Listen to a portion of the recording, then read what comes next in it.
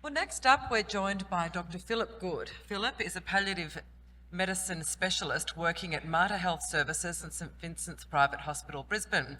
He also has an appointment as a clinical professor at the University of Queensland and associate professor at the University of Technology, Sydney. He tries to combine clinical practice in palliative care with research aimed at improving patient outcomes. His presentation today is called Medicinal Cannabis in Palliative Care, or Palliative Care? Palliative care. It must have been a typo. I was thinking, what's that? So in palliative care, a research update. Please welcome Phillip.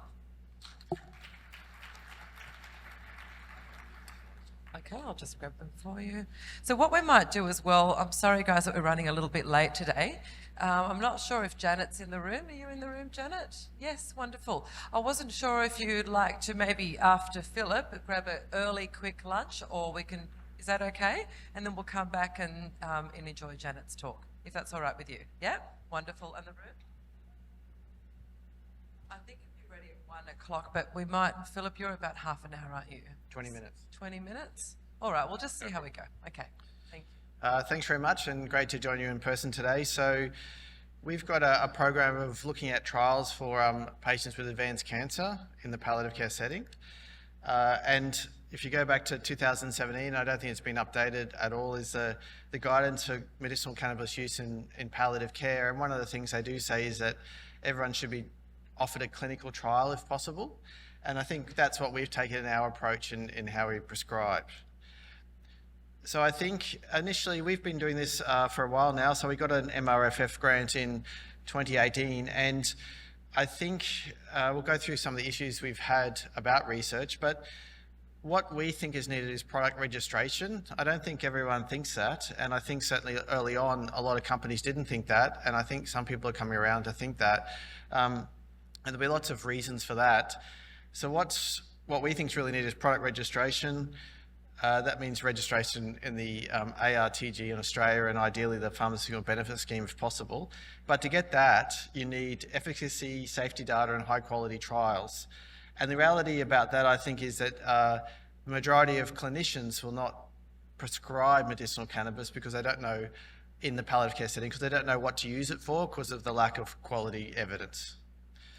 So just going through our research program, and I'll start off with what we've started with, what we've completed and what we're doing at the moment. So we started off with an open label study, which was published in 2019, and that was just looking at this idea of what should you measure and is it feasible to do these studies. One of the issues that has been around with all this has been looking at what symptom do you test for medicinal cannabis in the advanced cancer setting, which is where we sort of sit. Now, a challenge is that palliative care is much more than advanced cancer, but advanced cancer is a fairly defined patient group.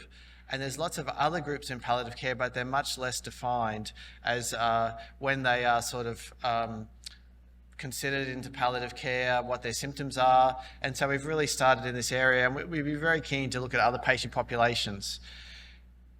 The other issues early on in these trials, way back in England, they really looked at very single symptoms, and they really struggled to find a clinically relevant outcome. So lots of trials are done where you find an improvement in a pain score of a certain amount, like 0.5, 0.8, even 1. The issue is what is actually clinically relevant, and that's been defined for things like pain scores. And a lot of studies fail to reach that. So we're looking at this idea of total symptom distress, so more of a broad, and that comes, I guess, from our idea, one, that we think it's a good measure of the overall clinical approach. And the other thing was that, really interestingly, in one of the early cannabis studies for pain, it struggled to find a difference in pain, but it did actually find a difference in the patient's global impression of change in the active group versus placebo group. So people felt better. Their pain score didn't change that much. And it's been very hard to capture what that means. Like, what does that mean? Like and so we've been trying to look at this overall symptom distress, somewhat because we think this is how you approach palliative care in a holistic manner. So we use this scale called Edmonds Symptom Assessment Scale, which has got 9 symptoms, 6 physical, 2 psychological, and 1 well-being. And then you just add them up and you get an overall picture. Just briefly, early on, our first trial it did show a percent response of something, I can't remember the exact figure, but somewhere around 30 to 40% of people responded. This was a trial of 21 patients, 18 made it to day 14, which again showed us that we could get patients to day 14. A lot of trials in advanced cancer or palliative care that we deal with, people drop out very quickly. And the figure of 6 is a improvement of 6 is a clinically, what patients consider as a clinical relevant improvement. So that's why we use that as the primary endpoint in all of our studies so far. So this shows you, interesting, the red as pure THC, the blues pure CBD. That was limited by what product we could get. As you can see, there's an interesting combination. Some people really benefit and some people symptoms get worse. So since then, we've gone on to do 2 randomized control trials, and we're looking at a third one, and that's looking at pure CBD versus placebo and a combination of 1-to-1 THC and CBD versus placebo. In combination with that, we also follow people up post-trial who want to go on that, looking at long-term efficacy and toxicity, who goes onto it, what information do we get from that. We're looking at this idea of inflammation. So I guess there's these preclinical studies which suggest that medicinal cannabis may help inflammation. Hasn't really been shown out in clinical studies that I'm aware of. And also we need to work out what are the markers we should be actually measuring. So again, we've done a pilot study of looking at inflammatory markers pre and post CBD.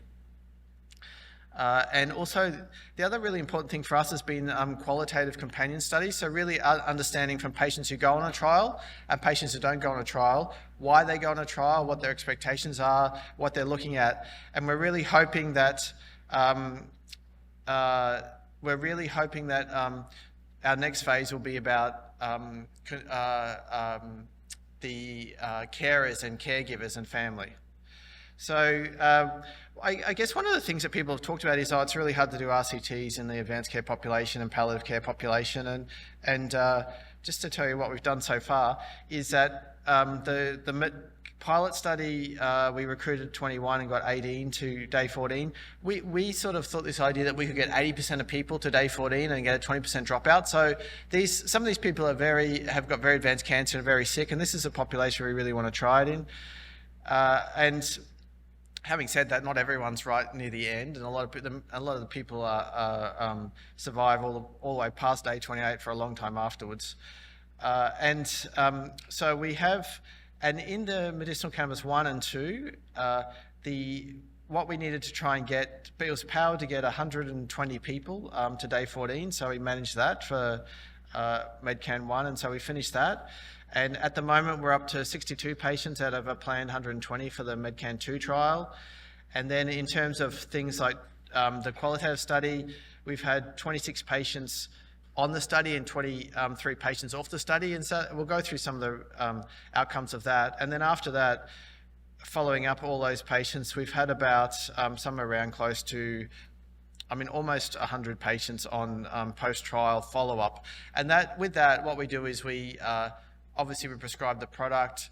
We do it on authorized prescriber, not SAS, for various reasons. And we follow them up monthly and get their outcome measures monthly and see what they're taking, what dose they're taking, what drug they're taking from that point of view. And the inflammatory trial we've also completed of people who've got the inflammatory issues at the inflammatory markers done at the end as well. So we've had very good recruitment for CBD. And I haven't put the graph up for THC. It's probably not as quick a recruitment. And one of the issues is driving, which we'll talk about. And that's one of the reasons people choose. At one stage, we had both these trials open together. And pretty much people who wanted to drive were on a CBD trial, and people who didn't want to drive. So people who didn't want to drive were happy to go on a THC trial. But it is an impairment to not be able to drive for at least the month, and no one actually knows how long afterwards you shouldn't drive, or perhaps potentially you might become positive. So that's a post-trial one we're doing.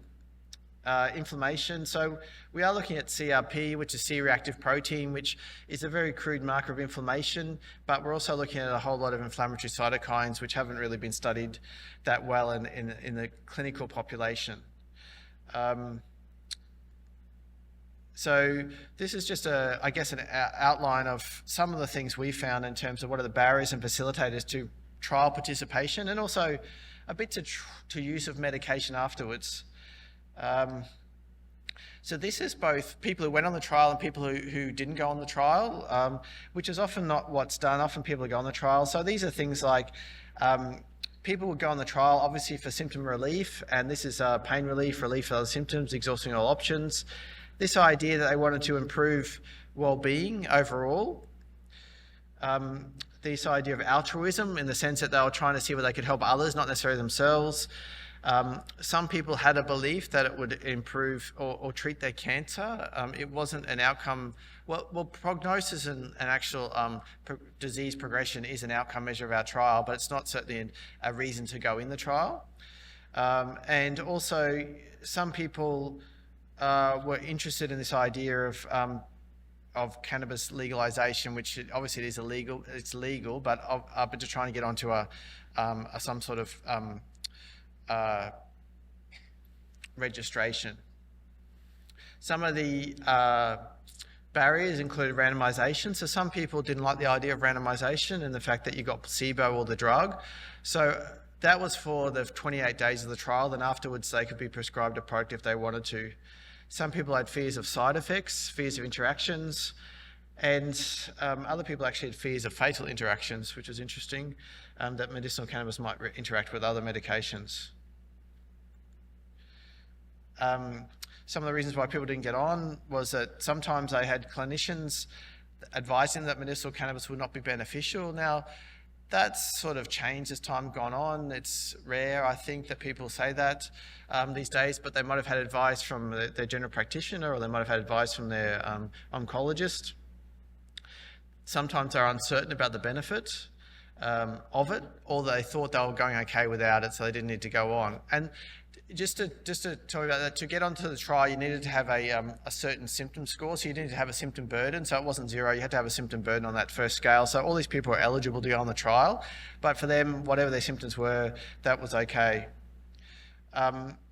Initially when we started this, people, I mean, and right back, a lot more is known about medicinal cannabis now than, say, 2018. For example,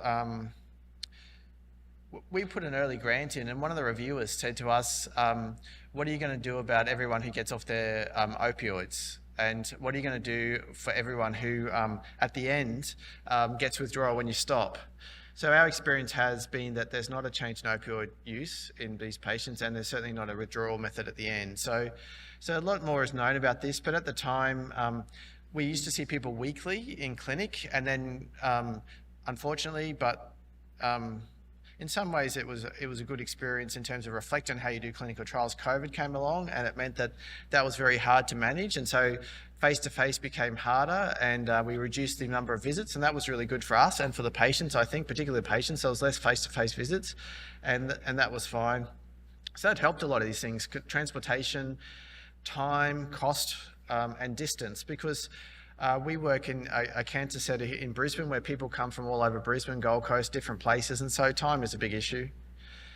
So driving restrictions, as was mentioned, fear of getting high, and cost. Cost is a really interesting one. So even though the trial didn't cost anything, some people would say to us they don't want to go on the trial because they're worried about the cost afterwards. So, if they found it was beneficial, what would they do afterwards because they couldn't afford the product? The risk of being on a placebo arm, and also, interestingly, lots of different perceptions. This perception that community-acquired cannabis was more pure than the GMP from it. So some of the lessons we learnt included participant enrolment and retention. So one of the things is less visits is really important.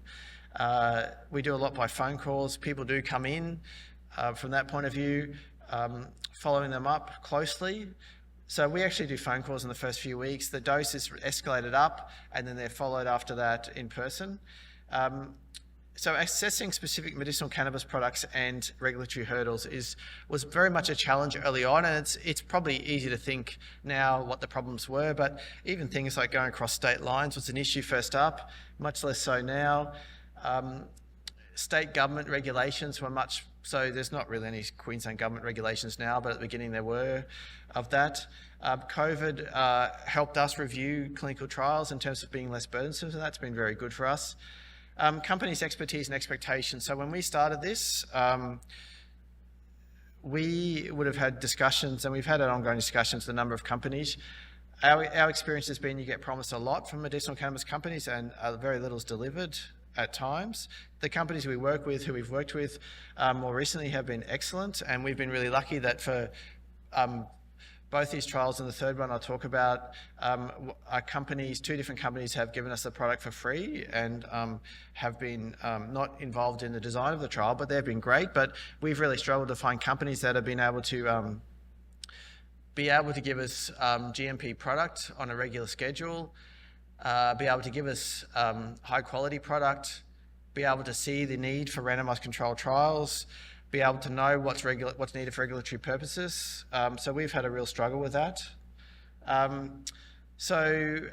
What is asked for the future is this a third trial. So we've always thought this idea that what's really unknown is what is the combination of products. So we've really tried to have this broad idea to start with of a pure CBD product, a THC and CBD combination product, and a low THC and a high CBD product. And having said that, you could argue, should you get a pure THC product? And we haven't gone down that route yet.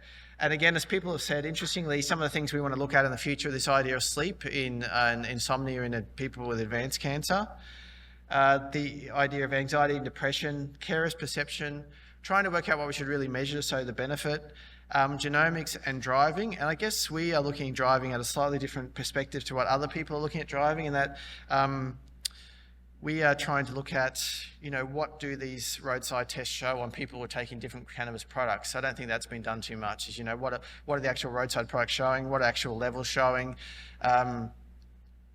because it's not actually really well known what these roadside testing actually turns up positive to what products. Just like to acknowledge all our co-investigators and associate investigators, and we really hope that we can really find some targets for medicinal cannabis products, and we're very keen from our point of view as to try and do trials that would lead to registration of products. So thanks for that.